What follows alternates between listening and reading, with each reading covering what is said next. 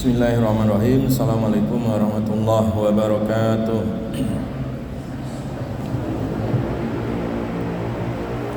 Alhamdulillah. Alhamdulillahi rabbil alamin. Wassalatu wassalamu ala asyrafil anbiya'i wal mursalin Nabiina Muhammadin wa ala alihi at-tahirin at-tayyibin wa ashabihi ajma'in wa man sara ala nahjihim ila yaumiddin. Allahumma anfa'na bima 'allamtana wa 'allimna ma yanfa'una wa zidna ilma.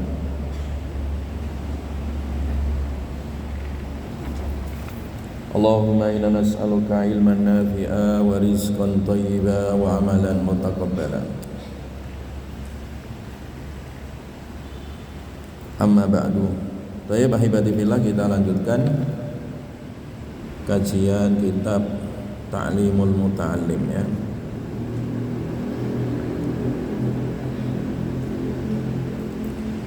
Silakan dibuka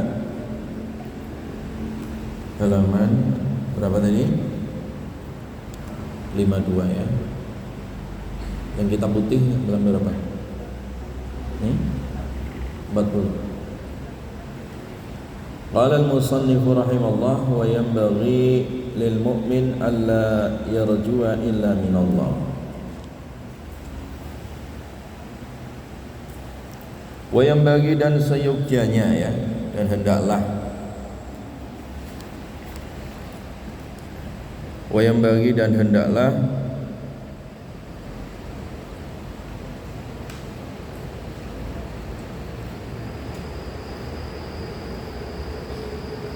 bagi pencari ilmu ya, bagi para santri, para mahasiswa ya,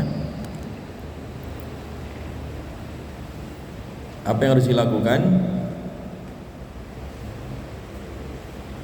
Alla yarjua, bahwa tidaklah berharap ya, roja ya, berharap.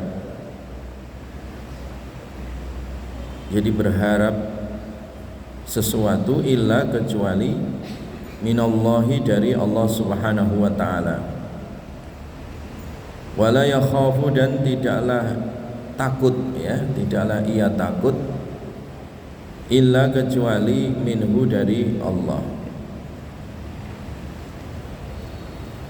Wa yadhharu dzalika, wa yadhharu, dan menampakkan ia dzalika, hal itu. Jadi takutnya tadi ditampakkan, diaktualisasikan ya, dipraktekkan, ditampakkan dengan cara apa? Bimujawazati haddi syar'i. Jadi ditampakkan kalau dia memang benar-benar takut ataukah tidak, itu ukurannya apa? Bimujawazati haddi syar'i, dengan melampaui batas syariat. Wa adamiha, dan tidak melampaui batasnya, tidak melampaui batas syariat. Faman asa, maka siapa saja yang asa, maksiat, durhaka Allah, kepada Allah Ta'ala, khaufan, karena takut, minal makhluki, dari makhluk ya, dari manusia ya. Faqad khaufa, faqad, maka sungguh, khaufa, takutlah ia ya, telah takut ia, ghairallah, pada selain Allah.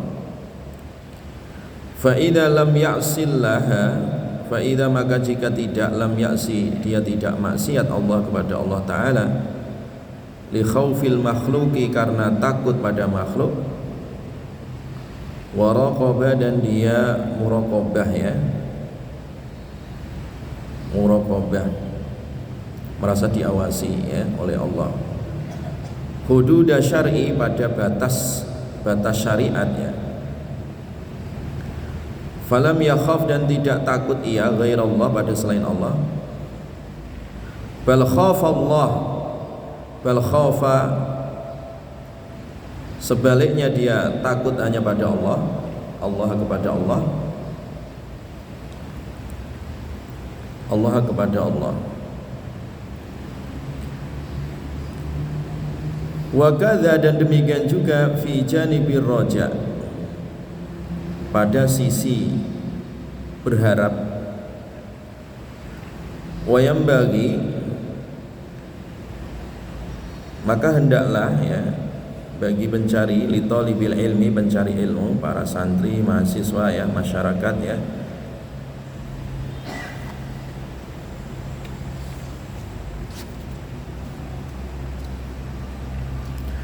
ayya'udda wa yuqaddira li nafsihi,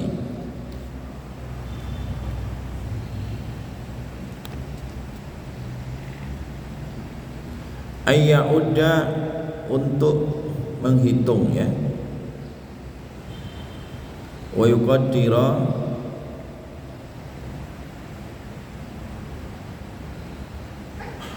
dan mengukur ya, li nafsihi, untuk dirinya, takdiran, dengan ukuran pasti ya, fit tikrari, di dalam mengulang pelajaran, fa innahu, karena sesungguhnya ia, pelajaran itu, la yastakirru, tidaklah tetap ya, tidaklah tetap, qalbuhu, hatinya, hatta, karena sesungguhnya tidaklah tetap, fa innahu, karena sesungguhnya, la yastakirru, tidaklah tetap, qalbuhu, hatinya, hatta, sehingga ya belugha, sampai ya, hatta, sehingga ya belugha, sampai, dzalikal mablag ya, dzalikal mablag, itu capaian ya. Jadi adab berikutnya ya di dalam proses belajar, maka adab yang harus dijaga oleh setiap santri ya di dalam belajar itu adalah memelihara sifat roja dan khauf ya. Wa yanbaghi lil mu'min alla yarju'a illa minallah wa la yakhaf ya, wa la yakhafa illa minhu. Jadi salah satu adab yang harus dijaga selama ia mencari ilmu ya, bagi para santri, para mahasiswa ya, dan siapa saja yang mencari ilmu itu harus memiliki sifat ini ya, roja dan khauf ya, berharap hanya kepada Allah, sehingga optimis di dalam kehidupan ya, tidak menyerah, dan takut dari siksanya Allah, supaya tidak melampaui batas ya, aturan Allah. Itu disebut dengan apa? Ar-roja wal khauf ya. Nah, bahasa pendidikannya namanya kompetensi spiritual, ditulis ya. Bahasa pendidikannya disebut apa? Kompetensi apa? Spiritual. Jadi mahasiswa itu atau santri itu tidak cukup hanya sekedar punya kompetensi kognitif ya, cerdas secara logikanya, cerdas secara teori, itu tidak cukup ya. Tapi dia harus juga cerdas secara spiritual ya. Harus menjaga hubungan ibadahnya ya kepada Allah ya. Harus punya sifat ini ya, di dalam diri harus ditanamkan sifat ar-roja ya. Optimis ya. Ar-roja itu optimis ya, berharap kepada Allah, berharap ampunan Allah, berharap karunia dari Allah, berharap kesuksesan dari Allah ya, berharap rezeki dari Allah ya, berharap kesembuhan hanya dari Allah ya. Namanya orang kuliah atau belajar itu ya, ya pasti banyak rintangan. Kadang sakit, ya Allah sembuhkan, berilah kesehatan. Kadang kanker, kantongnya kering, ya Allah berikanlah rezeki, kemudahan. Kadang punya masalah, jadi faktor optimistik itu penting ya di dalam belajar. Karena kalau orang belajar nggak punya sifat roja, optimis, itu mudah ngedrop ya, mudah putus asa. Baru semester 1 ya dapat ujian, dapat kabar dari kampung, innalillahi wa inna ilaihi rajiun ya, ibumu meninggal ya, dunia misalnya ya. Di rumah lagi gagal panen ya kan, di rumah jadi banyak ujian. Nah kalau orang tidak punya sifat optimis atau rojak tadi, berharap pada Allah, itu akan lemah jiwanya, gagal walaupun dia cerdas ya, kecerdasannya sundul langit ya, sampai EQ-nya itu terlalu tinggi misalkan, nggak ada manfaatnya kalau nggak punya sifat rojak ya.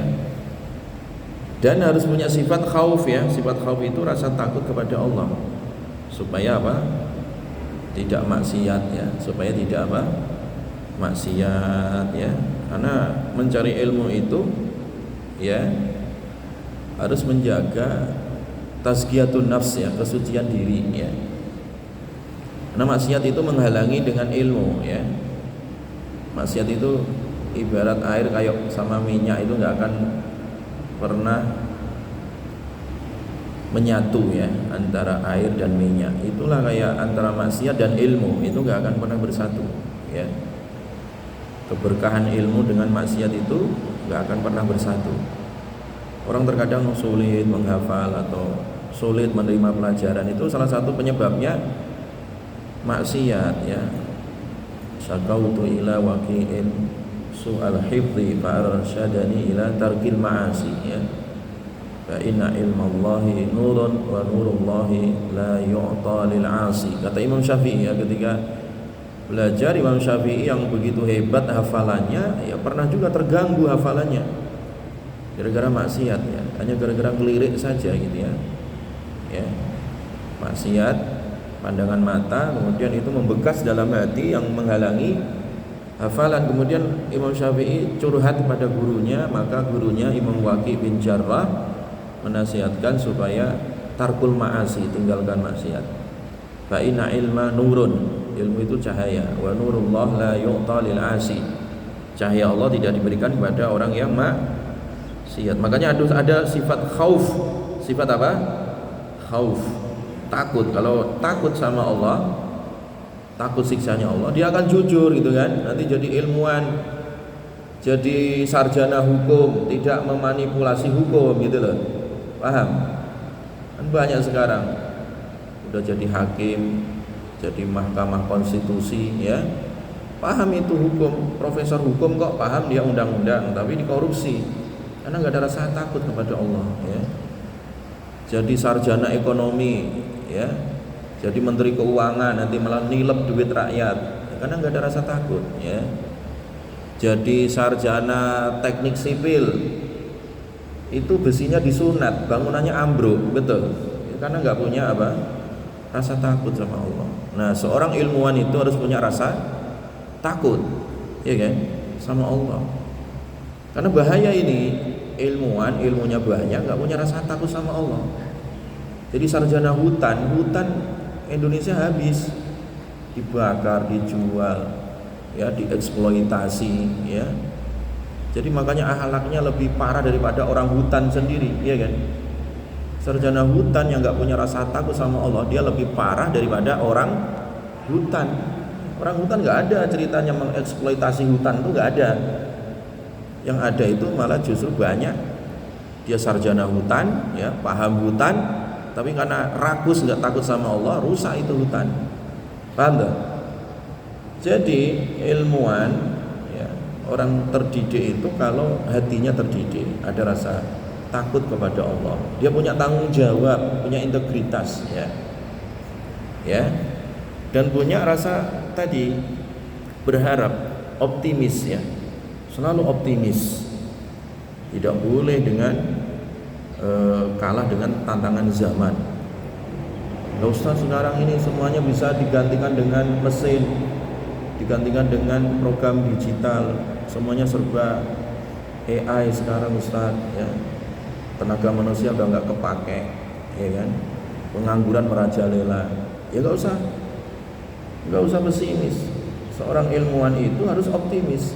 Tidak semua di dunia ini bisa diganti dengan mesin dan digital. Walaupun ada Google canggih, ChatGPT canggih sekarang, nggak semua bisa menggantikan manusia. Karena mereka itu mesin kosong, nggak punya hati, ya kan? Kecerdasannya hanya kecerdasan apa? Buatan.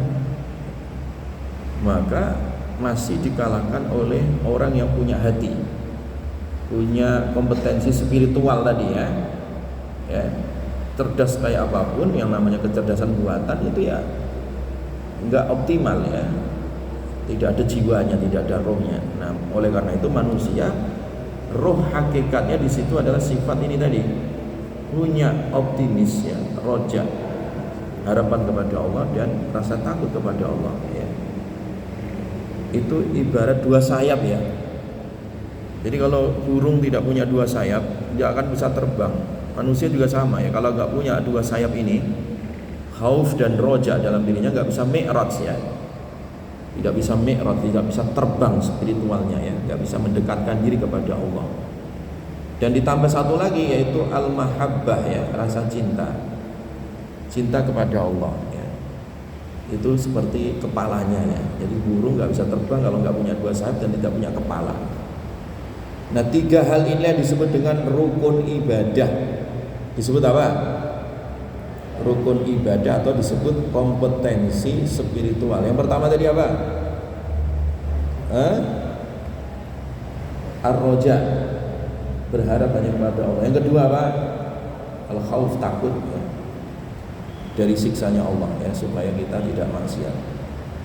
Yang ketiga apa tadi? Mahabbah, rasa cinta ya, rasa cinta hanya kepada Allah. Nah, rasa cinta itu apa? Cinta itu apa? Cinta itu artinya pengorbanan ya. Hakikat cinta itu adalah pengorbanan. Kita korbankan jiwa, raga, semuanya yang kita miliki hanya untuk Allah ya. Waktu yang harusnya pagi-pagi subuh seperti ini masih enak tidur, kita korbankan, bangun, ngaji, sholat subuh, jamaah, itu namanya cinta. Kalau nggak ada dorongan cinta, nggak mungkin bangun.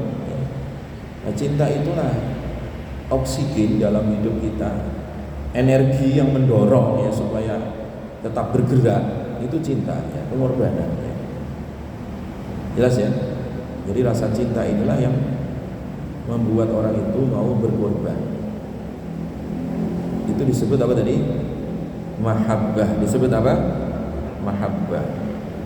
Nah, tiga hal ini disebut kompetensi apa? Spiritual. Jadi seorang pelajar, mahasiswa atau ilmuwan itu harus punya kompetensi ini. Yang paling penting ini, kompetensi apa? Spiritual. Selain itu juga harus punya kompetensi apa tadi? Kompetensi apa? Kecerdasan, kognitif. Punya kompetensi lagi sosial. Punya kompetensi apa lagi? Ya, zaman sekarang zamannya digital, harus profesional ya. Punya kompetensi apa? Kalau kalian nanti jadi guru, harus punya kompetensi pedagogiknya ya. Metode pengajarannya ya. Nah, itu salah satu kunci apa? Sukses ya. Dan teori belajar dalam kitab Ta'lim ini lebih komprehensif ya, lebih lengkap daripada teori-teori barat. Catat, teori barat itu ada dulu, mereka membuat sebuah teori namanya teori nativisme ya. Teori bawaan ya. Jadi di barat itu dikembangkan tentang teori belajar yang pertama dikenal dengan teori apa? Nativisme. Jadi dalam teori ini mereka punya gagasan bahwa manusia itu bisa dididik. Hanya saja manusia bisa dididik itu tergantung bawaannya ya. Jadi hanya bawaan saja. Kalau memang bawaannya baik ya bisa dididik, kalau nggak baik ya sudah nggak bisa dididik gitu. Ya. Oleh karena itu mereka itu hanya punya keyakinan bahwa manusia tergantung bawaannya saja. Ya. Kompetensi bawaan. Nah, teori ini ya tidaklah cukup ya. Karena manusia tidak ditentukan oleh bawaan saja ya. Memang dalam Islam iya manusia punya bawaan. Ya. Fa'alhamaha fujuraha wa taqwaha. Ya, manusia itu memang punya bawaan, diilhamkan pada dirinya kebaikan, ketakwaan dan keburukan ya. Nah, dalam teori nativisme itu ya manusia itu ya ditentukan oleh bawaannya. Lingkungan gak berpengaruh katanya ya. Maka teori ini kemudian dikenal dengan teori apa? Pesimistik ya. Pedagogis ya, atau pesimistis pedagogis ya. Jadi pendidikan yang pesimis saja ya, hanya tergantung bawaannya saja gitu. Manusia nggak bisa dididik kecuali dengan bawaannya saja, sesuai bawaan bakatnya saja. Jadi makanya mereka hanya fokus pengembangan bakat. Selain itu tidak ya, karena mereka punya anggapan lingkungan nggak berpengaruh. Nah teori ini gagal. Kemudian datanglah John Locke ya. John Locke ini kemudian membantah teori sarjana Jerman tadi itu ya. Kemudian beliau membuat satu teori namanya empirisme. Disebut apa? Teori apa? Empirisme. Teori empirisme itu apa? Bahwa manusia itu tergantung lingkungannya. Tergantung apa? Lingkungannya. Kalau dia hidup di lingkungan orang-orang yang cerdas, dia ketularan kecerdasannya itu. Kalau dia hidup di lingkungan-lingkungan yang bahlul ya, maka jadilah bahlul ya. Jadilah buruk ya. Tergantung lingkungannya. Ya. Maka kemudian teori John Locke ini, teori empirisme ini dikenal dengan teori tabula rasa ya, seperti anak itu seperti kertas kosong, kertas putih, tergantung diisi apa. Mau diwarnai kuning, merah, hijau. Nah, teori ini kemudian dikenal dengan teori optimistis ya, pedagogis ya. Jadi teori optimis di dalam mendidik ya, bahwa manusia itu tergantung lingkungannya. Mau bawaannya buruk apapun, kalau dia dididik di lingkungan yang baik ya tetap baik gitu. Jelas ya? Jadi manusia tidak hanya ditentukan oleh apa tadi? Bawaan, tapi juga ditentukan oleh apa? Lingkungan. Nah, dua teori ini sama-sama kurang gitu ya. Teorinya John Locke empirisme yang mengatakan manusia dipengaruhi oleh lingkungan saja. Kemudian teori nativisme yang mengatakan manusia dipengaruhi oleh bawaan lahir saja. Itu teorinya parsial ya, terpisah gitu, terbelah. Ya, tidak lengkap. Nah, teorinya John Locke empirisme dan teori sebelumnya nativisme dibantah lagi dengan teori baru namanya konvergensi ya.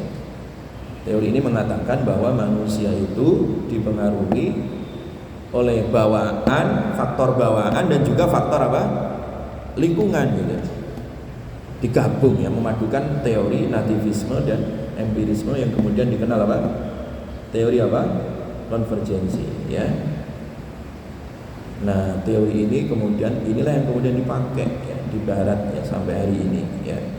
Kemudian dikenal dengan teori realistis pedagogis. Ini yang real, teori yang real yang sesuai dengan kebutuhan keadaan zaman. Nah, ketiga teori ini baik nativisme, empirisme, konvergensi tadi di dalam Islam itu tidak cukup ya. Masih ada faktor lain. Ya betul tadi ya. Manusia itu ditentukan oleh apa tadi? Manusia itu punya kompetensi bawaan ya. Namanya fitrah. Namanya apa? Fitrah. Fitrah manusia. Masing-masing kalian punya fitrah. Alastu birabbikum, punya bawaan ya. Dan fitrahnya manusia itu muslim gitu, suci gitu. Bawaan, masing-masing punya potensi ya. Diberikan kecerdasan oleh Allah, iya. Diberikan akal oleh Allah, iya. Itu namanya potensi bawaan. Ya. Orang ada bawaannya temperamen, ada orang bawaannya pemurah, ada orang bawaannya pelit. Memang ada faktor bawaan itu, namanya watak. Nah, watak itu bisa dirubah dalam Islam, ya. Tapi dalam teori yang lain, watak nggak bisa dirubah karena faktor bawaan tadi. Bisa dirubah. Orang watak itu kan karena kebiasaan salah satu faktornya. Ya tidak hanya murni bawaan, tapi juga ada faktor lingkungan, kebiasaan. Ya, misalkan orang Medan misalkan ya, atau orang Sumatera yang biasanya lingkungannya kalau bicara agak keras misalkan ya, itu salah satu ditentukan faktor lingkungan. Ini ada orang kok orang Sunda misalkan ya, bacanya kok halus ya, itu faktor lingkungan ya, karena di keluarganya, di masyarakatnya ya, diajari bahasa yang halus misalkan, faktor lingkungan juga ya. Jadi dalam Islam diakui antara faktor bawaan, faktor lingkungan itu diakui ya, karena manusia punya bawaan yang asalnya muslim, bisa jadi dia dibengkokkan juga, fa abawa yuhawidani au yunasirani au yumajisani. Orang itu ya terkadang dia bengkok oleh lingkungan, karena bapaknya misalnya, karena ibunya ya. Makanya dalam Islam kenapa nggak boleh nikah beda agama tadi, karena berebut kepentingan nanti. Ibunya mau Kristen, bapaknya mau Islam, neneknya mau Hindu ya. Nah, ini lingkungan ini. Ketika lingkungan keluarga rusak, akhirnya anaknya ada yang Kristen, ada yang Hindu, ada yang Buddha dan seterusnya ya. Faktor lingkungan. Nah, faktor bawaan dan faktor lingkungan itu tidak cukup juga dalam pendidikan Islam. Ada satu faktor lagi, namanya faktor doa dan faktor takdir. Faktor doa dan faktor apa? Takdir. Kenapa? Karena tidak murni lingkungan mempengaruhi seseorang, tidak murni 100%. Buktinya apa? Istrinya Fir'aun ya. Di dalam surat At-Tahrim diceritakan Fir'aun itu keluarga ya yang menjadi pusat kesyirikan, istana kesyirikan. Fir'aun itu ngaku Tuhan, ana rabbukumul a'la, aku Tuhan kalian yang maha tinggi, kata Fir'aun. Semua orang bisa dipengaruhi oleh Fir'aun itu ya, masyarakat, pengikutnya. Tapi tidak semua orang, dalam arti ada beberapa orang yang tak terpengaruh dengan hegemoni Fir'aun ini ya. Lingkungan Fir'aun ini. Siapa? Istrinya Fir'aun ya. Wa daraballahu masalan lil ladzina amanu imra'ata Fir'aun. Allah membuat permisalan untuk orang yang beriman. Contoh itu istri Fir'aun ya. Fir'aun itu istrinya tadi itu hidup di lingkungan kafir, lingkungan setan gitu ya, lingkungan kesyirikan ya. Tetapi apa? Bisa mempertahankan keimanan. Demikian juga ponakannya Fir'aun disebut di dalam surat Ghafir, surat Al-Mu'min, wa qala rajulun mu'min ya, berkata seorang yang beriman. Siapa itu? Ponakannya Fir'aun. Malah justru ponakannya Fir'aun jadi dai aktif di istana Fir'aun, enggak terpengaruh dengan lingkungan Fir'aun tadi. Nah, ini dalil bahwasanya pendidikan itu tidak murni dipengaruhi apa? Lingkungan. Contohnya apa? Ya contohnya kalian juga, misalkan satu asrama ini udah ada programnya, lingkungannya bagus, udah diatur sedemikian rupa, ditunggu oleh Pak Kiai 24 jam, dibikin sistem. Tapi ada yang lelet, ada yang males, padahal lingkungannya bagus ya. Ada, 1-2 ya. Dan ada juga misalkan pesantren tradisional nggak ada aturan sama sekali ya. Ibarat bolos-bolos saja, tetapi dia nggak bolos ya. Jadi faktor lingkungan itu berpengaruh, tetapi tidak 100% tidak berdiri sendiri gitu ya. Ada faktor apa tadi? Hidayah. Faktor apa? Hidayah. Jadi oleh karena itu ya, faktor hidayah ini yang menggerakkan seseorang. Orang ini diberikan hidayah oleh Allah. Wa may yuridillah bihi khairan yufaqihu fid din ya. Jadi kalau orang itu dikehendaki baik oleh Allah, diberikan hidayah, dia mau sadar untuk mendalami agama. Nah, faktor hidayah ini yang tidak ada di dalam teori barat. Tidak ada dalam teori apa tadi? Nativisme, tidak ada dalam teori apa? Empirisme, nggak ada di dalam teori apa? Konvergensi tadi. Paham? Jadi faktor ini yang paling kuat justru faktor takdir, hidayah Allah ya. Takdir dan hidayah Allah ya. Faktor doa, makanya banyak berdoa. Rabbi zidni apa? Ilma. Ya, faktor doa itu penting ya. Dan ini tidak ada di dalam teori pendidikan barat. Jadi oleh karena itu teori pendidikan Islam ini lebih lengkap ya. Tidak hanya manusia ditentukan oleh faktor bawaan, tidak hanya faktor lingkungan, itu tidak berdiri sendiri, tetapi yang paling dominan itu adalah faktor apa tadi? Hidayah ya, faktor doa. Iya. Abu Thalib pamannya Nabi itu hidup di lingkungan yang baik, bahkan bersama Nabi, membela Nabi, tapi matinya kafir. Kenapa? Tidak mendapat apa? Hidayah. Bapaknya Nabi Ibrahim juga sama begitu, gak mendapat apa? Hidayah. Istrinya Nabi Lut, Nabi Nuh, ya. Daraballahu masalan lil ladina kafaru imra'ata Nuhi wa imra'ata Lut kanata tahta abdaini min ibadina shalihaini fa khanatahuma ya. Bayangkan tuh istrinya Nabi Nuh, Nabi Lut itu di bawah naungan dua hamba kami yang saleh. Nabi kan, rasul kan. Tapi kafir. Nah, mau apa kalian? Kan kalau tadi dalam teori empirisme kan harusnya dia mukmin dia kan. Karena manusia tergantung oleh faktor apa? Lingkungan. Tetapi lingkungan ternyata tidak berpengaruh sama sekali kepada siapa? Nabi, istrinya Nabi Nuh sama istrinya Nabi Lut. Paham? Jelas ya? Tetapi jangan kemudian kalian ya menyalahgunakan takdir atau hidayah ini ya. Kenapa kamu nggak belajar? Oh, takdirnya saya belum ditakdirkan belajar. Orang kayak gini disiram aja satu ember airnya, mempermainkan takdir. Kenapa kamu mencuri? Ya saya ditakdirkan oleh Allah. Ya. Makanya kata Umar, pernah ada pencuri ditangkap sama Umar. Kenapa kamu mencuri? Ya karena takdir oleh Allah. Besoknya lagi Umar langsung motong itu tangan si pencuri. Saya motong tangan Anda juga ditakdirkan oleh Allah.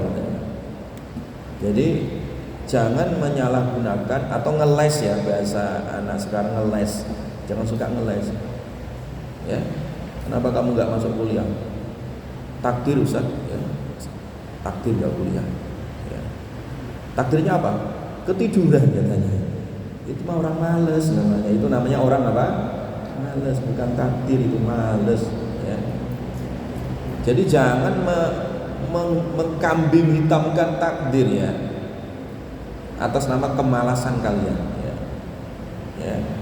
Jangan mengkambing hitamkan. Nah, kenapa nggak masuk kuliah? Jauh.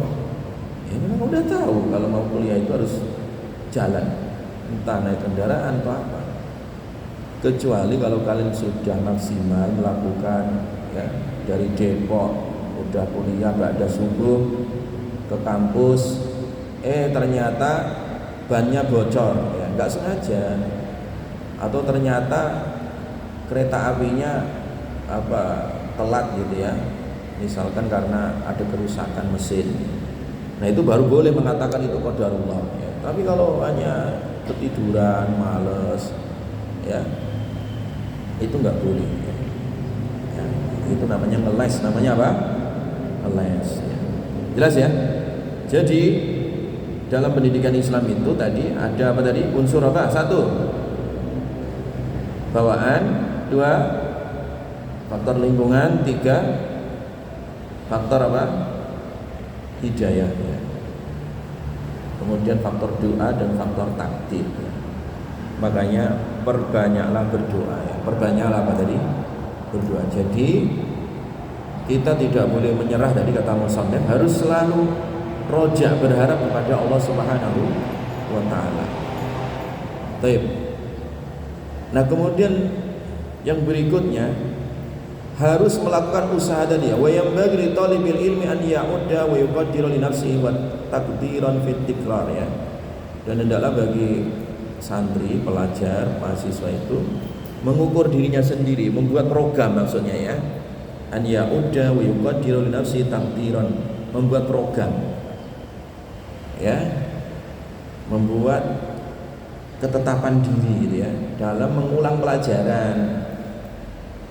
Jadi habis kuliah, habis belajar itu jangan berhenti pada satu belajar, tapi diulang terus, ditikrar terus. Sudah hafal satu halaman ya diulang-ulang ya. Wa yanbaghi, dan hendaklah an yukarrira sabaqal ams. Mengulang, mengulang ya. Sabaqal amsi, pelajaran kemarin ya. Khamsa marrat, 5 kali. Jadi pelajaran kemarin baca 5 kali. Misalkan ini hari ini Ustaz ngajari taklim kalian, dibaca lagi nanti di asrama dibaca 5 kali ya. Wa sabaqal yaum, pelajaran hari ini ya, alladzi qabla al-ams, alladzi yang qabla, sebelum al-ams kemarin, arba'a marrat, hari ini diulang 4 kali. Wa sabaqal ladzi qablahu, dan pelajaran as-sabaq itu pelajaran alladzi yang qablahu, sebelumnya, salasan, diulang 3 kali. Nah, pelajaran sehari yang lalu atau 2 hari yang lalu diulang lagi 3 kali.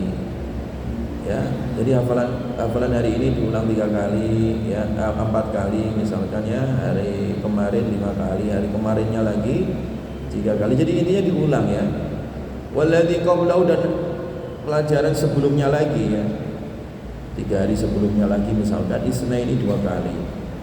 Walladzi qablahu wahidan, dan pelajaran sebelumnya lagi sekali. Fahada ad'a ilal hifdzi, fahada, maka ini program ini ad'a itu lebih mengundang ya, ilal hifdzi, merangsang, mengundang ya, ilal hifdzi, untuk lebih hafal ya.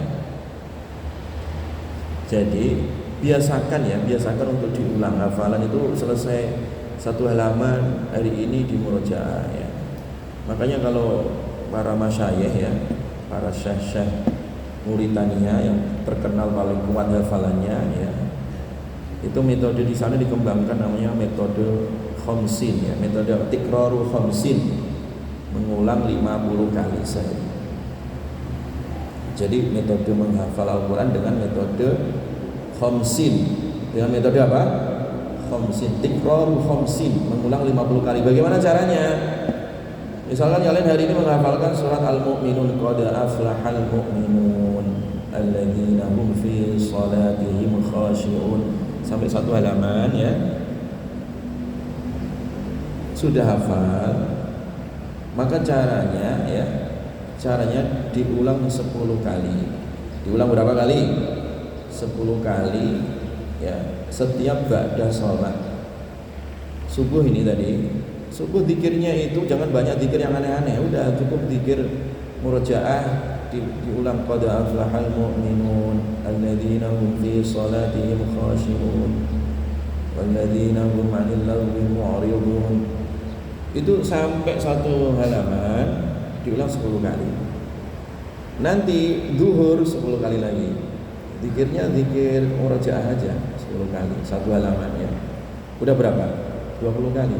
Nanti asar, ba'da sholat asar zikirnya 10 kali lagi, qad aflahal mu'minun 10 kali lagi. Ba'da maghrib, qad aflahal mu'minun 10 kali lagi. Ba'da isya 10 kali lagi gitu. Berapa jadi jumlah? 50. Coba ya. Nanti kok diulang 50 kali kok belum hafal-hafal ya. Ya. Itu pasti hafal. Ya kan? Kenapa kok kalian itu hafal 1 album lagu loh ya? Padahal lagu Korea, lagu Inggris, lagu India, ya enggak jelas juga kok hafal. Kenapa itu? Sering dengerin. Ya, makanya HP-nya itu jangan isinya lagu-lagu ya. Betul. Ya kenapa? Karena lagi kerja bakti dengerin lagu, lagi di angkot dengerin lagu, sampai di kelas itu loh dengerin lagu gitu. Ada handset yang nggak ada kabelnya itu ya, kadang nggak ketahuan, di sini ditempelin, sumpelin di telinga 5 kali dengerin lagu ada 100 kali. Makanya hafal lagu-lagu Korea, K-pop itu, betul? Anak-anak sekarang itu. Ya iya, tapi kenapa itu nggak dipraktekkan untuk Quran gitu loh? Nah itulah artinya kena sumbatan tadi, ya, sumbatan hawa nafsu. Ya. Makanya kalau kalian sebenarnya inti orang belajar itu adalah memprogram diri gitu loh. Kalian cerdasnya walaupun sundul langit tadi, kalau nggak punya program, males, nggak akan pernah berhasil sampai kiamat itu loh, nggak akan berhasil. Ya. Tapi kalian itu walaupun otaknya bebel tadi ya, bebel itu artinya sulit gitu, menghafal sulit, ya, nggak nyambungan gitu ya, nggak ada sinyal di otaknya gitu. Tapi sering mengulang gitu, diulang terus gitu ya. Nah, ngulangnya tadi pakai program apa? Misalkan pakai program Homsin tadi, diulang sehari 50 kali. Ya. Itu dijamin dengan izin Allah ya. Pasti bisa. Pasti apa tadi? Bisa. Iya kan? Pasti bisa itu. Iya. Saat itu ada santri yang adik kelas kalian ya, yang tingkat apa namanya itu, tingkat SMP, SMA ya. Itu ada anak itu kalau diajak ngomong ya memang dari keluarga miskin, nggak terdidik ya, bahkan itu sama dinsos diserahkan, nggak sanggup juga ya, akhirnya ditaruh di pesantren Ibnu Jauzi ya. Diajarin, itu anak dilatih untuk menghafal Al-Quran, hafal, bisa. Jadi kalau disuruh ngapal malah bisa. Kalau disuruh pelajaran matematika, pelajaran bahasa Indonesia itu jelas nggak nyambung ya, sama sekali nggak nyambung ya. Disuruh ngafal dilatih bisa, sampai khatam itu bisa. Walaupun otaknya bebel tadi itu ya, nggak terlalu nyambungan, tapi ketika dia diajarkan, dilatih terus secara kontinu itu bisa. Paham kan? Jadi jangan pernah mengatakan nggak bisa, bisa. Nggak bisa itu mindset kalian ya. Paradigma harus diapakan? Dirubah. Dengan cara apa tadi? Diprogram. Dengan cara apa? Diprogram. Kayak laptop itu loh. Laptop itu kalian beli baru kosong, itu nggak ada programnya, nggak bisa dipakai kerja. Tapi kalau kalian isi Windows ini, Windows itu ya, program ini, software ini, diinstal gitu, program itu dia bekerja gitu. Otak kalian juga sama, hati kalian juga sama ya. Ketika diinstal dengan program, dengan komitmen diri, hari ini saya setor halaman ini, satu halaman, komitmen 50 kali. Ngulang berapa kali? 50 kali. Program 50 kali tiap hari. Berarti kalau kalian hanya 10 kali, ngutang 40 kali. Diulang lagi, dikodok lagi gitu ya. Itu namanya diprogram. Nah, kalau kalian memprogram, hidupnya teratur. Sama kayak kalian kuliah itu loh.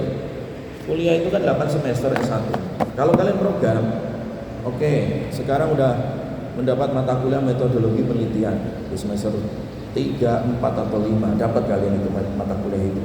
Sekarang langsung bikin proposal skripsi. Nah, mulai sekarang saja, jangan nunggu semester 7. Semester 7 itu kebanyakan main nanti, sana kemari, udah males aja. Sekarang aja semester 3 bikin skripsi, semester 4 nanti dicicil sehari 1 halaman. Kalau nggak sehari 1 halaman, seminggu 1 halaman. Nanti semester 5 udah selesai skripsi kalian. Ya, semester 6, semester 7 tinggal nunggu aja sidang. Udah mulai diprogram sekarang itu. Diprogram ini mata kuliah 14 kali pertemuan ya. Diprogram. Kok cuma dapat 10 pertemuan, 4-nya gaib ya, 4-nya absen. Gimana cara menempel 4 pertemuan yang terlewatkan? Diprogram caranya. Ya kan? Nah, dengan program itu manusia terukur ya, terukur. Lulusnya terukur juga.